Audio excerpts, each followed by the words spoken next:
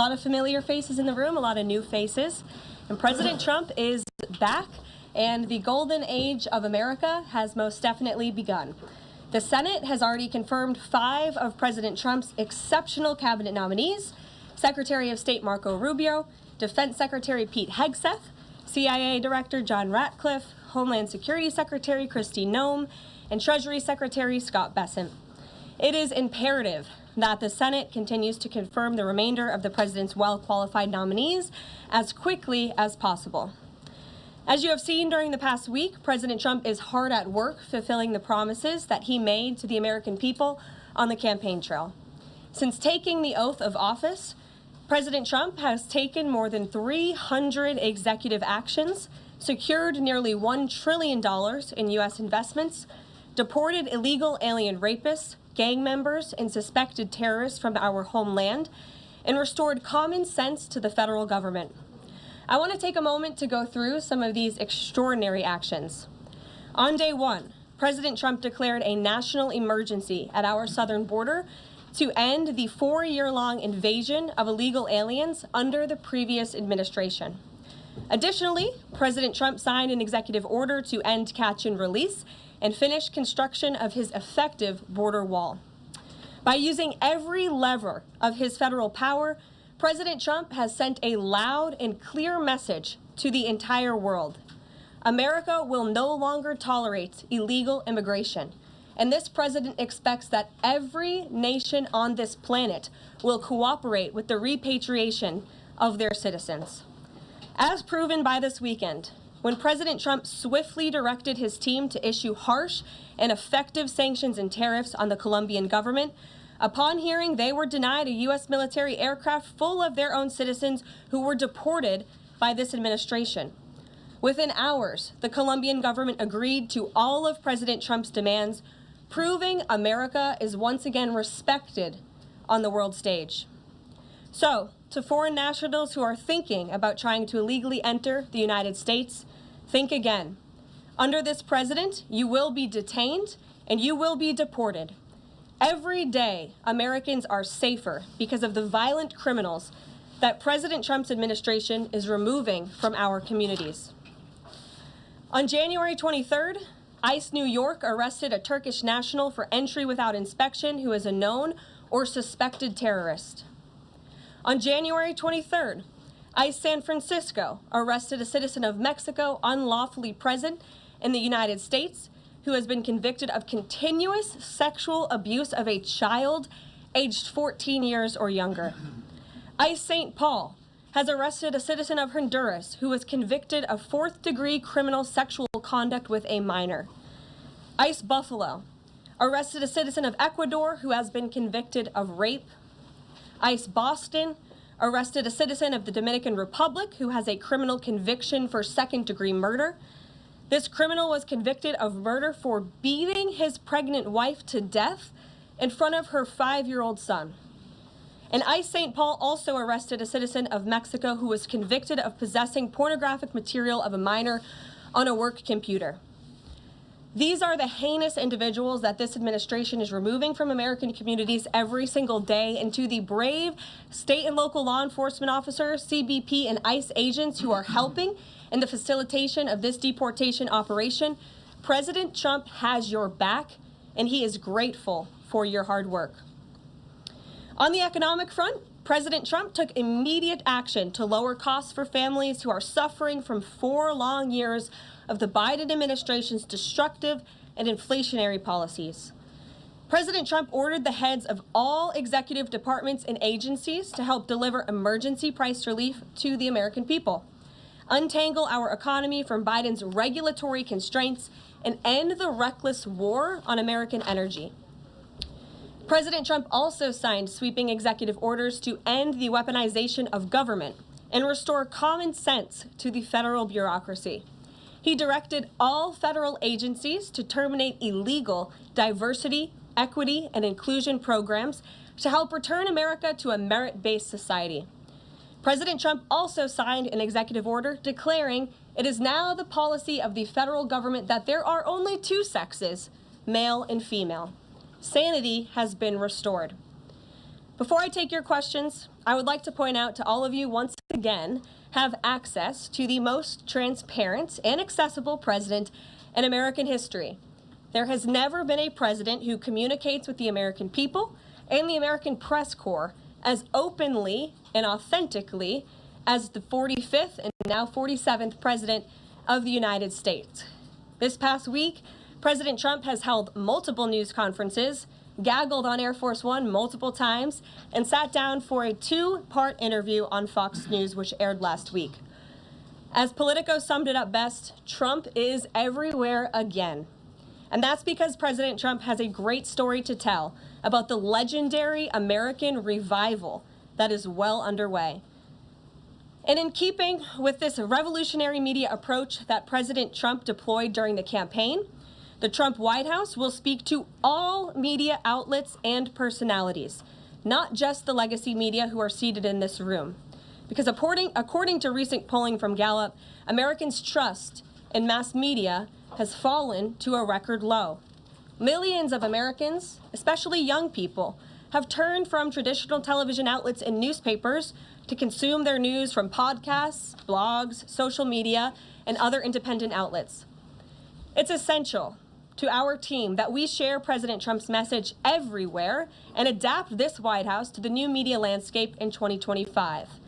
To do this, I am excited to announce the following changes will be made to this historic James S. Brady briefing room, where Mr. Brady's legacy will endure.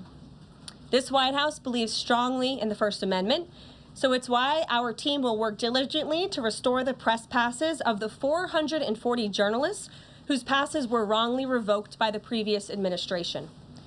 We're also opening up this briefing room to new media voices who produce news-related content and whose outlet is not already represented by one of the seats in this room. We welcome independent journalists, podcasters, social media influencers, and content creators to apply for credentials to cover this White House. And you can apply now on our new website, whitehouse.gov/new media. Starting today, this seat in the front of the room, which is usually occupied by the press secretary's staff, will be called the new media seat. My team will review the applications and give credentials to new media applicants who meet our criteria and pass United States Secret Service requirements to enter the White House complex. So in light of these announcements, our first questions for today's briefing will go to these new media members whose outlets, despite being some of the most viewed news websites in the country, have not been given seats in this room. And before I turn to questions, I do have news directly from the President of the United States that was just shared with me in the Oval Office. From President Trump directly, an update on the New Jersey drones. After research and study, the drones that were flying over New Jersey in large numbers were authorized to be flown by the FAA for research and various other reasons. Many of these drones were also hobbyists, recreational, and private individuals that enjoy flying drones. In time, it got worse due to curiosity. This was not the enemy.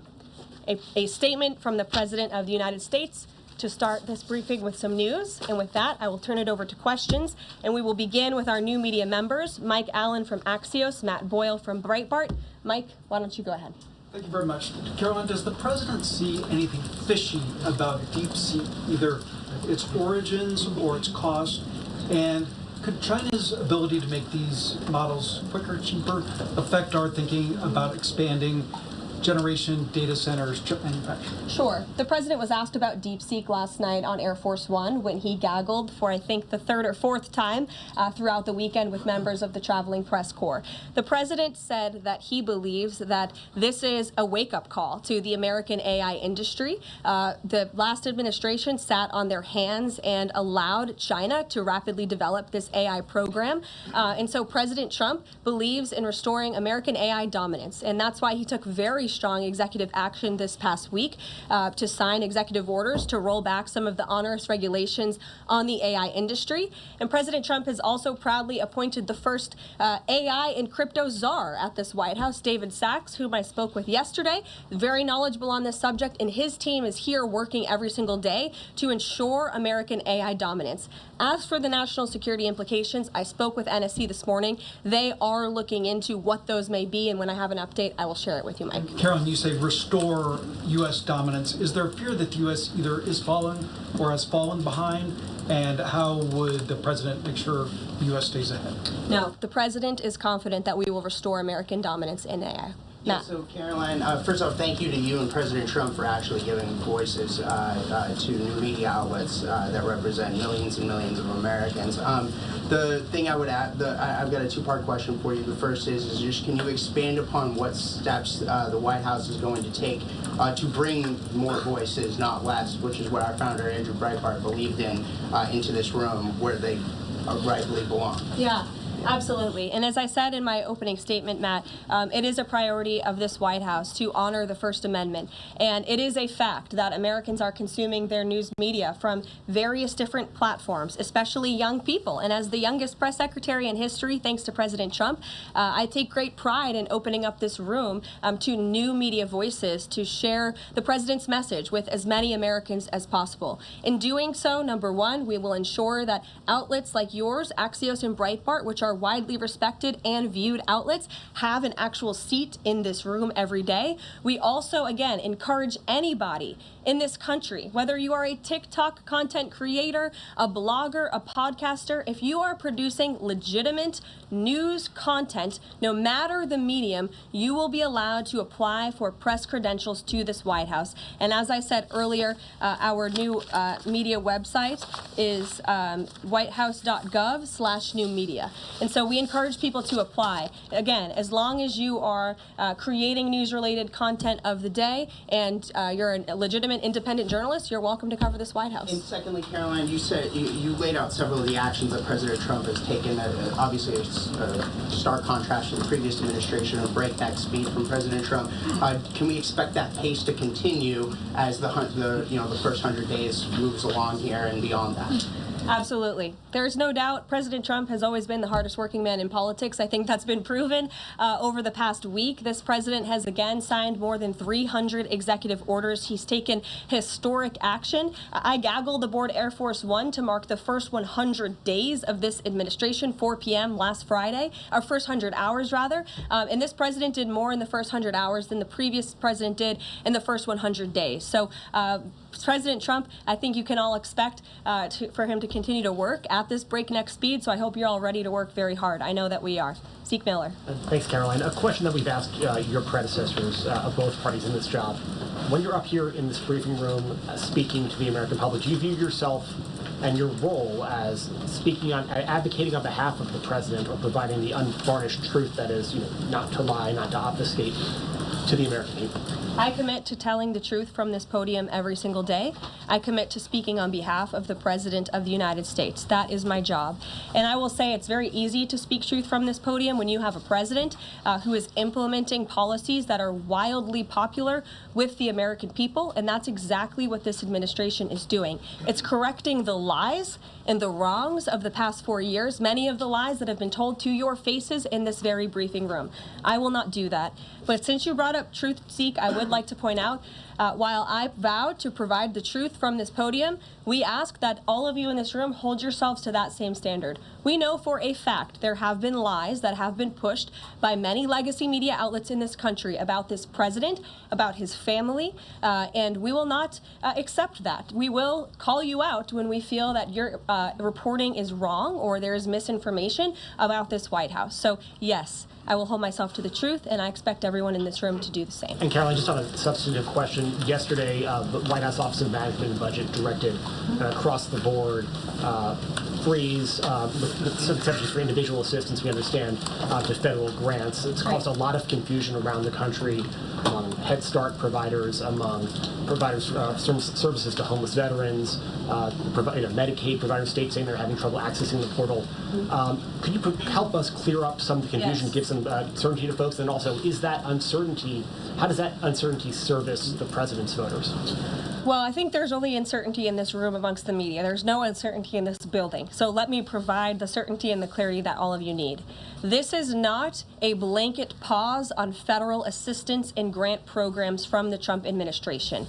Individual assistance, that includes, I'm not naming everything that's included, but just to give you a few examples, Social Security benefits, Medicare benefits, food stamps, welfare benefits, assistance that is going directly to individuals will not be impacted by this pause. And I want to make that very clear to any Americans who are watching at home who may be a little bit confused about some of the media reporting. This administration, if you are receiving individual assistance from the federal government, you will still continue to receive that.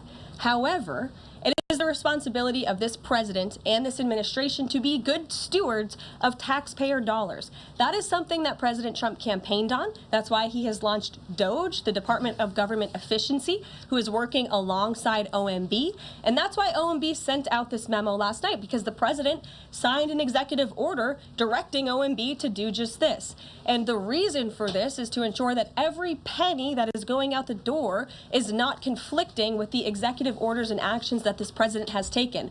So what does this pause mean? It means no more funding for illegal DEI programs. It means no more funding for the Green New scam that has cost American taxpayers tens of billions of dollars. It means no more funding for transgenderism and wokeness across our federal bureaucracy and agencies. No more funding for Green New Deal social engineering policies. Again, people who are receiving individual assistance, you will continue to receive that. And President Trump is looking out for you by issuing this pause because he is being good steward of your taxpayer dollars.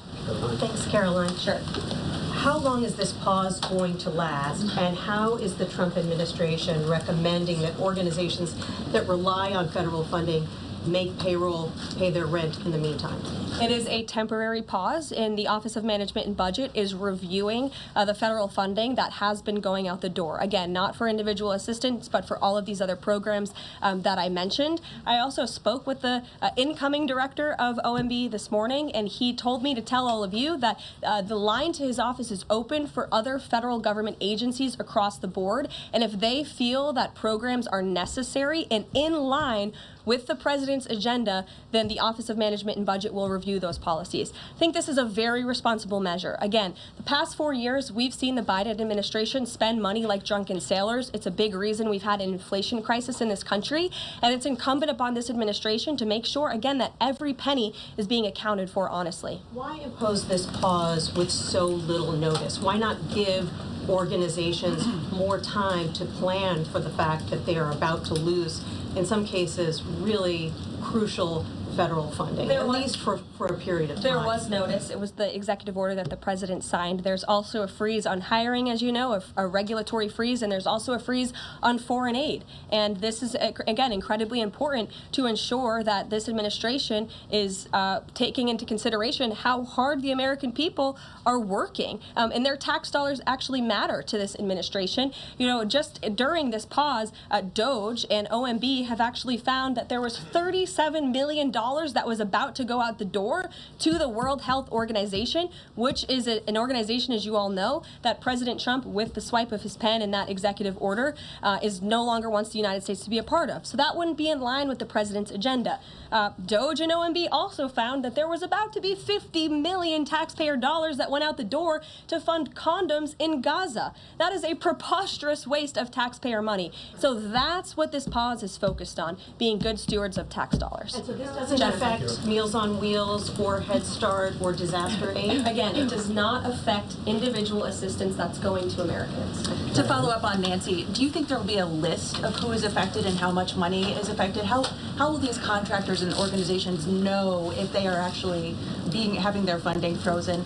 And then secondly, if you're willing, can you just clarify, is the end goal of this to essentially challenge Congress or to prove that the president can withhold federal funding? In other words, is this an attempt to pick a fight to prove that he can do this? No, absolutely not. As it says right here in the memo, which I have, and I'd encourage all of you to read it, it says the American people elected President Trump to be the president of the United States and gave him a mandate to increase the impact of every federal dollar. This memo requires federal agencies to identify and review all federal financial assistance programs and supporting activities consistent with the president's policies and requirements. The American people gave President Trump an overwhelming mandate on November 5th, and he's just trying to ensure that the tax money going out the door in this very bankrupt city actually aligns with the will and the priorities of the American people. So will there be a line? Yes.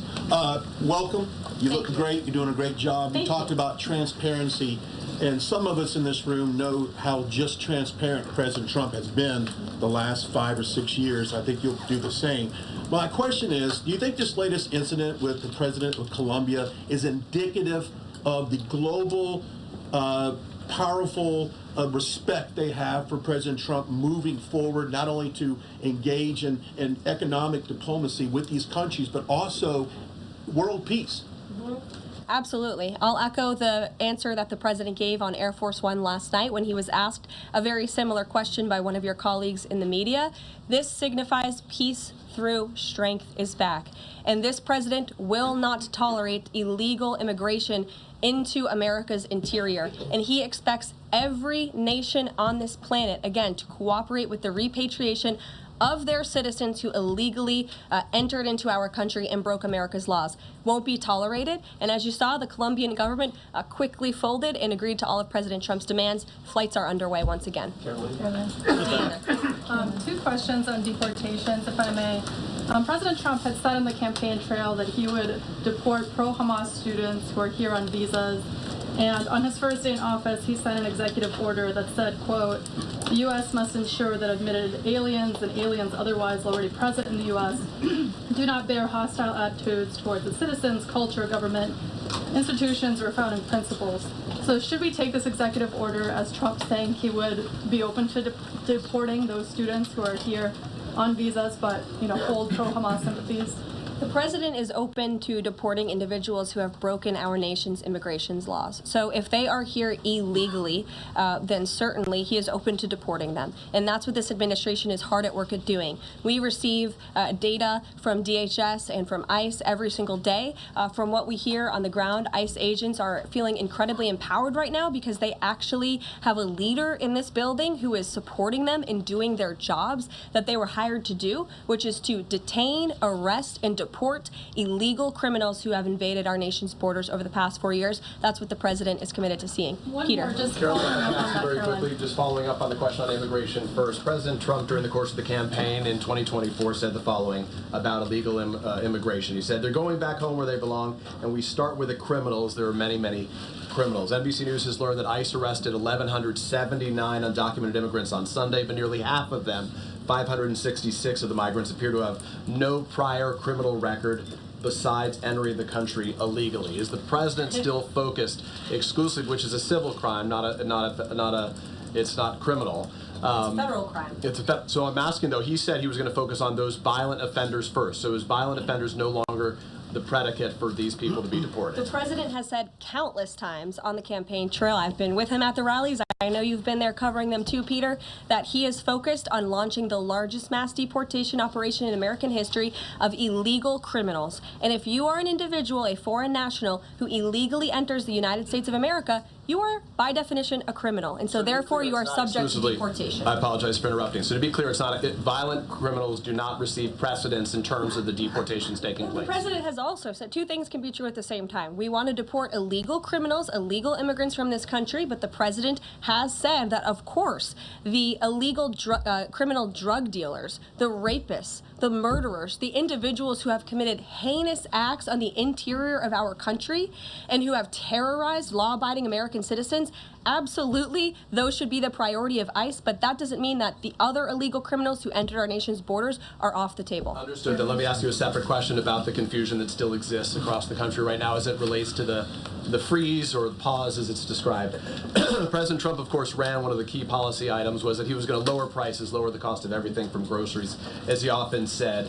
But in many of the cases, it would seem that some of these moves could raise prices for real Americans on everything from low-income heating, that program, child care programs.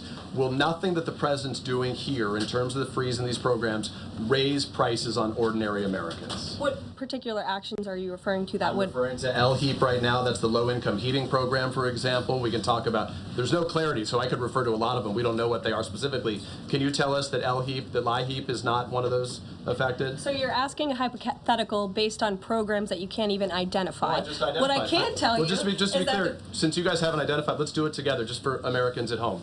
Medicaid, is that affected? I gave you a list of examples: Social Security, Medicare, welfare benefits, food stamps that will not be impacted by this federal pause. I can get you the full list after this briefing from the Office of Management and Budget. But I do want to address the cost cutting because that's certainly very important and cutting the cost of living in this country. President Trump has taken historic action over the past week to do that. He actually signed a memorandum to deliver emergency price relief for American families, which took a number of actions. I can walk you through those. He also repealed many onerous Biden administration regulations. We know over the past 4 years, American households has been essentially taxed $55,000 in regulations from the previous administration. President Trump, with the swipe of his pen, rescinded those, which will ultimately put more money back in the pockets of the American people. So deregulation is a big deal. And then when it comes to energy, I mean, the president signed an executive order to declare a national energy emergency here at home, which is going to make America energy dominant. We know that energy is one of the #1 drivers of inflation. And so that's why the president wants to increase our energy supply to bring down costs for Americans. The Trump energy boom is incoming, and Americans can expect that. Please share that out. Thank you. Caroline, I think some of the confusion I think may be here with this pause on federal funding. You've made it clear you're not stopping funds that go directly to individuals, but there certainly are lots of organizations that receive funding and then may pass along a benefit. Meals on Wheels, for one. They provide meals for over 2.2 million seniors. What is the president's message to Americans out there, many of whom supported him and voted for him, who are concerned that this is going to impact them directly, even if, as you said, the funding isn't coming directly to their wallet? I have now been asked and answered this question 4 times. To individuals at home who receive direct assistance from the federal government, you will not be impacted by this federal freeze. In fact, OMB just sent out a memo to Capitol Hill with Q&A to clarify some of the questions and the answers that all of you are asking me right now. Again, direct assistance will not be impacted. I've been asked and answered about this OMB memo. There's many other topics of the day. Jackie Heimer. Indirect assistance, Caroline, it's going to another organization and then trickling down. Direct assistance that is in the hands of the American people will not be impacted. Again, as I said to Peter, we will continue to provide that list as it comes to fruition. But OMB right now is focused on analyzing the federal government's spending, which is exactly what the American people elected President Trump to do. And one question on immigration, Caroline, on immigration. Of the 3,500 arrests ICE has made so far since President Trump came back into office, can you just tell us the numbers? How many have a criminal record versus those who are just in the country illegally? All of them, because they illegally broke our nation's laws, and therefore they are criminals as far as this administration goes. I know the last administration didn't see it that way, so it's a big culture shift in our nation to view someone who breaks our immigration laws as a criminal, but that's exactly what they are. You made a point of going with the worst first. They all have a criminal record? And welcome to the briefing If they room. broke our nation's laws, yes, they are criminal. Yes. Thank you. On stripping security details for figures like John Bolton, Pompeo, Brian Hook, Senator Tom Cotton said that he's seen the intelligence and the threat from Iran is real for anyone who played a role in the Soleimani strike. He voiced concern it wouldn't just impact those individuals, but potentially their family, innocent bystanders, friends, anyone who's near them when they're out in public. Is the president open to reconsidering his decision? The president was asked and answered this yesterday, and he was firm in his decision despite some of the comments that you had referenced, and he's made it very clear that he does not believe American taxpayers should fund security details for individuals who have served in the government for the rest of their lives, and there's nothing stopping these individuals that you mentioned from obtaining private security. That's where the president stands on it. I have no updates on that. Is there any concern that this decision might jeopardize the administration's ability to hire the best advisors for these kinds of positions in the future? No, in fact, I've talked to the presidential personnel office, who has told me directly that there is such an influx of resumes for this administration that it's incredibly overwhelming. There is no lack of talent for the Trump administration. Reagan, would he take any responsibility if anything happened to these people? Would he feel at all that his decision was a factor in that? The president was asked and answered this yesterday. I defer you to his comments. Caroline. Reagan, since you're in the back row, I hear you. The back row hasn't gotten much attention in the last 4 years, so I'm happy to answer your question. And I can project. Does the president intend to permanently cut off funding to NGOs that are bringing illegal foreign nationals to the country, such as Catholic charities? I am actually quite certain that the president signed an executive order that did just that, and I can point you to that. One more, Caroline. President Trump issued an executive order on increased vetting for refugees in visa applications. Part of that order was considering an outright ban for countries that have deficient screening processes. Has the president considered yet which countries might fall into this category, or countries like Afghanistan or Syria under consideration for a full ban? Yeah, so the president signed an executive order to streamline the vetting for visa applicants and for illegal immigrants in this country who are coming, of course, from other nations. It also directed the Secretary of State to review the process and make sure that other countries around the world are being completely transparent with our nation and the individuals that they are sending here. And so the Secretary of State has been directed to report back to the president. I haven't seen that report yet. We've only been here for a few days. One on the freeze in federal funding. Who advised the president on the legality of telling government agencies that they don't have to spend money that was already appropriated by Congress? Well, as the OMB memo states, this is certainly within the confines of the law. So White House counsel's office believes that this is within the president's power to do it, and therefore he's doing it. Okay, so they disagree with lawmakers who say that they don't have the power to freeze this funding. Again, I would point you to the language in the memo that clearly states this is within the law. And on what happened on Friday night, the administration fired several inspectors general without giving Congress the 30-day legally required notification that they were being fired. I think only 2 were left at DHS and the DOJ. And then yesterday we saw several prosecutors, I believe 12, fired from the Justice Department who worked on the investigations into the president. As you know, they are career prosecutors, therefore they are afforded civil service protections. How is the administration deciding which laws to follow and which ones to ignore? So it is the belief of this White House and the White House counsel's office that the president was within his executive authority to do that. He is the executive of the executive branch, and therefore he has the power to fire anyone within the executive branch that he wishes to. There's also a case that went before the Supreme Court in 2020, Scala Law LLC versus the Customs, Bureau Protection. I would advise you to look at that case, and that's the legality that this White House was resting on. So you're confident that if they bring lawsuits against you, the prosecutors who were fired, that they will succeed? We will win in court. And yes. Did he personally direct this, given they worked on the classified documents investigation and the election interference investigation? This was a memo that went out by the Presidential Personnel Office, and the president is the leader of this White House. So it did yes. come from him. Yes. Caroline. Caroline? Sure. Thank you. Congrats on your first day behind the podium. Thank you. President Trump ended funding for UNRWA and also designated the Houthis a foreign terrorist organization. That's right. Both were decisions that the previous administration had reversed. So here's my question. Will there be an investigation into who gave the previous administration this terrible advice? Well, that's a very good point. I haven't heard discussions about such an investigation, but it wouldn't be a bad idea considering that the Houthis certainly are terrorists. They have launched attacks on U.S. naval ships across this world, and so I think it was a very wise move by this administration to redesignate them as a terrorist group, because they are, and I think it was a foolish decision by the previous administration to do so. As for an investigation, I'm not sure about that, but it's not a bad idea. Josh. Thank you for the question. I appreciate it. Can you give us an update on the president's plan planned for his tariff agenda. He spoke a lot about this yesterday, and there's a couple of dates coming up that he's spoken to. Number one, February 1st, he's alluded to both the potential for tariffs for Canada and Mexico, but also China to take effect on those days. What's he thinking about that? Yeah. Should those countries expect that on the Again, first? he was asked and answered this question this past weekend when he took a lot of questions from the press, and he said that the February 1st date for Canada and Mexico still holds. What about the China 10% tariff that he also used about last Tuesday going into effect on the same date? Yeah, the president has said that he is very much still considering that for February 1st. Separately, yesterday he talked also about sectoral tariffs on, for instance, pharmaceuticals as well as semiconductor computer chips. He talked about steel, aluminum, and copper. What's the timeline on those? Is that a similar sort of coming days thing? Yeah, so when the president talked about that in his speech yesterday, that actually wasn't a new announcement. That was within a presidential memorandum that he signed in one of the first days here in the White House on his America First trade agenda.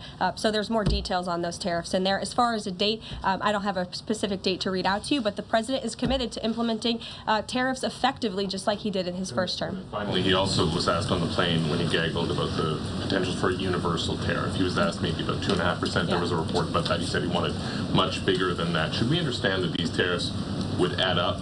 You know, in other words, you might have country-specific tariffs like Canada, Mexico, China. You might have sectoral tariffs like on pharmaceuticals, as well as a potential universal tariff on top of that. Could be stacked on one or the other, or would one sort of take precedence over another? All I can point you to is what the president has said on this front. The February 1st date for Canada and Mexico, also the China tariff that he has discussed. He rejected the 2.5% tariff. He said that was a little bit too low. He wants it to be higher. I'll leave it to him to make any decisions on that front. Phil Eichmann. What the Mexicans and Canadians have done so far, do you have any comment on whether that has met the bar, what he wants to see on fentanyl? Thank you. I won't get ahead of the president again on advocating to foreign nations on what they should or shouldn't do to get away from these tariffs. The president has made it very clear, again, that he expects every nation around this world to cooperate with the repatriation of their citizens, and the president has also put out specific statements in terms of Canada and Mexico when it comes to what he expects in terms of border security. We have seen a historic level of cooperation from Mexico, but again, as far as I'm still tracking, and that was last night talking to the president directly, February 1st is still on the books. Phil. Thank you, Caroline. Quick programming note and then a question on taxes.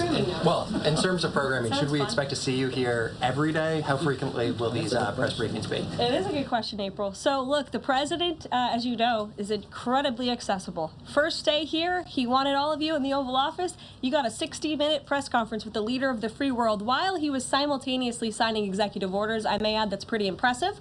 I don't think the previous office holder would be able to pull such a thing off. So look, the president is the best spokesperson that this White House has, and I can assure you that you will be hearing from both him and me as much as possible. And then a question about tax cuts. The president has promised to extend the tax cuts from the previous term. I'm curious, does the president support corresponding spending cuts as some Republicans have called for in Congress? And will the new Treasury Secretary be leading those negotiations with the Hill as Mnuchin did during the first administration? The president is committed to both tax cuts and spending cuts, and he has a great team negotiating on his behalf, but there's no better negotiator than Donald Trump, and I'm sure he'll be involved in this reconciliation process as it moves forward. Caroline, in the announcement that you made last night on the Iron Dome, it said the president had directed that the United States will build this Iron Dome. Yeah. When you read into the executive order, it seemed short of that. It asked for a series of studies and reports back from him. Can you tell us whether the president has directed this, and if he is as concerned on this issue, why the suspensions that we saw listed by OMB included so many different nuclear programs, non-proliferation programs, programs to blend down nuclear weapons, and so forth?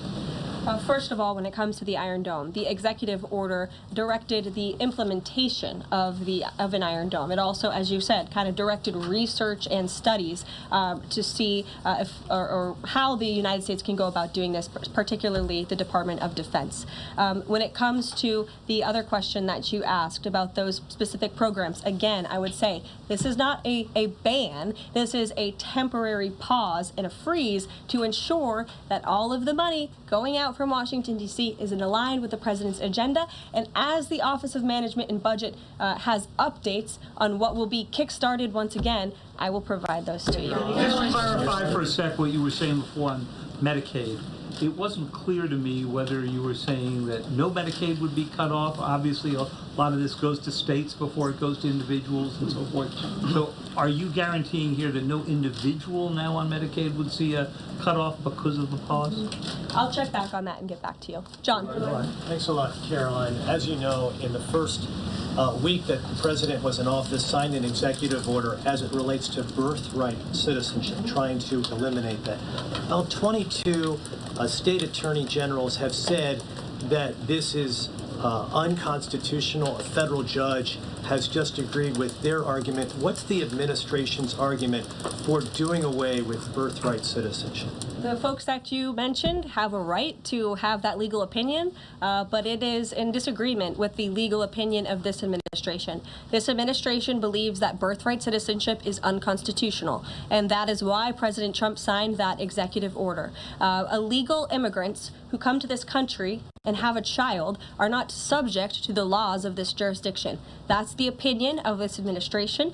We have already appealed the lawsuit that was filed against this administration, and we are prepared to fight this all the way to the Supreme Court if we have to, because President Trump believes that this is a necessary step to secure our nation's borders and protect our homeland. On foreign policy, Caroline, on foreign policy, if I may, the president's commitment to the NATO Defense Alliance, is it as strong as the prior administration? Is it the same as when he served as president in his first term in office? As long as NATO pays their fair share, and President Trump has called on NATO allies to increase their defense spending to 5%. You actually saw the head of NATO at Davos last week on Bloomberg television saying that President Trump is right, and if Europe wants to keep itself safe, they should increase their defense spending. I would just add that there was no greater ally to our European allies than President Trump in his first term. The world for all nations in Europe, and of course here at home, was much safer because of President Trump's peace through strength diplomatic approach. Thank you, Caroline, and it's great to finally be called on as well in the briefing room. I appreciate that. Of course, we know President Trump just got back from North Carolina and California meeting with victims of natural disasters. There's the 2-year anniversary of the East Palestine, Ohio toxic train derailment. Does the president have any plans to go visit the victims of that toxic spill, or just visit in general? No plans that I can read out for you here. If that changes, I will certainly keep you posted. What I can tell you is that President Trump still talks about his visit to East Palestine, Ohio. That was one of the turning points, I would say, in the previous election campaign, where Americans were reminded that President Trump is a man of the people, and he, as a candidate, visited that town that was just derailed by the train derailment, no pun intended, and he offered support and hope, just like I saw the president do this past week. It was a purposeful decision by this president on his first domestic trip to go to North Carolina and to California to visit with Americans who were impacted by Hurricane Helene and also by the deadly fires. A red state and a blue state, both of which feel forgotten by the previous administration and the federal government. That is now ended under President Trump. He will continue to put Americans first, whether they're in East Palestine, in Pacific Palisades, or in North Carolina. Thank you, Caroline. On California, could you please clarify what the military did with the water last night, as referenced in the president's Truth Social post? The water has been turned back on in California, and this comes just days after President Trump visited Pacific Palisades, and as you all saw, applied tremendous pressure on state and local officials in Pacific Palisades, including Los Angeles Mayor Karen Bass, to turn on the water and to direct that water to places in the south and in the middle of the state that have been incredibly dry, which has led to the expansion, the rapid expansion of these fires. So could you clarify what the military's role was, where the water came from, and how it got there? Again, the Army Corps Corps of Engineers has been on the ground in California to respond to the devastation from these wildfires. And I would point out that just days after President Trump visited the devastation from these fires, the water was turned on. That is because of the pressure campaign he put on state and local officials there who clearly lack all common sense. And I will never forget being at that roundtable with the president last week and hearing the frustration in the voices of Pacific Palisades residents who feel as though their government has just gone insane. Before President Trump showed up on the scene, Karen Bass was telling private property owners that they would have to wait 18 months to access their private property. So this administration, the president and his team that's on the ground in California, Rick Grinnell, who he has designated to oversee this great crisis, it will continue to put pressure on Karen Bass and state and local officials to allow residents to access their properties. This is a huge part of it. These residents want to take part in their own clearing out of their properties. They should be able to do that. It's the United States of America. What happened to our freedom? Clearly it's gone in California, but not anymore under President Trump. April. Caroline, welcome to the briefing room. Thank you. Several questions. One on the pause. Will minority-serving institutions, preferably colleges and universities, have those monies held back temporarily at this moment? Again, I have not seen the entire list because this memo was just sent out. So I will provide you all with updates as we receive them, okay? Secondly, when it comes to immigration, there is this southern border focus. What happens to those who've overstayed their visas? That is part of the broken immigration system. In 2023, there was a report by the Biden administration, the Homeland Security Department, that said overstays of visas were 3 times more than usual. Will there be a focus on the overstays for visas as well? If an individual is overstaying their visa, they are therefore an illegal immigrant residing in this country and they are subject to deportation. And also lastly, as we're dealing with anti-DEI, anti-woke efforts, we understand this administration is thinking about celebrating Black History Month. Have you got any word on that? Anything that you can offer to us? As far as I know, this White House certainly still intends to celebrate, and we will continue to celebrate American history and the contributions that all Americans, regardless of race, religion, or creed, have made to our great country, and America is back. Christian Daytop. Thanks, Caroline. Just real quick, you mentioned the inflation executive order the president signed, but egg prices have skyrocketed since President Trump took office, so what specifically is he doing to lower those costs for Americans? Really glad you brought this up because there is a lot of reporting out there that is putting the onus on this White House for the increased cost of eggs. I would like to point out to each and every one of you that in 2024, when Joe Biden was in the Oval Office or upstairs in the residence sleeping, I'm not so sure, egg prices increased 65% in this country. We also have seen the cost of everything, not just eggs. Bacon, groceries, gasoline have increased because of the inflationary policies of the last administration. As far as the egg shortage, what's also contributing to that is that the Biden administration and the Department of Agriculture directed the mass killing of more than 100 million chickens, which has led to a lack of chicken supply in this country, therefore a lack of egg supply, which is leading to the shortage. So I will leave you with this point. This is an example of why it's so incredibly important that the Senate moves swiftly to confirm all of President Trump's nominees, including his nominee for the United States Department of Agriculture, Brooke Rollins, who is already speaking with Kevin Hassett, who's leading the economic team here at the White House, on how we can address the egg shortage in this country. As for costs, I laid out the plethora of saving costs for the American people over the past week. He looks forward to continuing doing that in the days ahead. Thank you, guys. One more border question. Are Medicaid portals down in all 50 states?